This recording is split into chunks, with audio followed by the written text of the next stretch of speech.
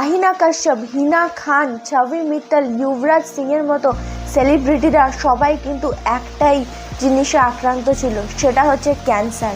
Yes, cancer কিন্তু গরিব বড়লোক কোনো কিছু দেখে না। সেলিব্রিটি বা বড়লোকদেরও হতে পারে, তেমনি মিডিল ক্লাস লোক এবং নিম্ন মধ্যবিত্তরও হতে পারে। এখন সমস্যা হচ্ছে সেলিব্রিটিদের ক্যান্সার হলে তাদের কিন্তু যথেষ্ট পরিমাণ টাকা পয়সা রয়েছে, তার জোরেই কিন্তু তারা সুস্থ হয়ে বেঁচে ফেরে।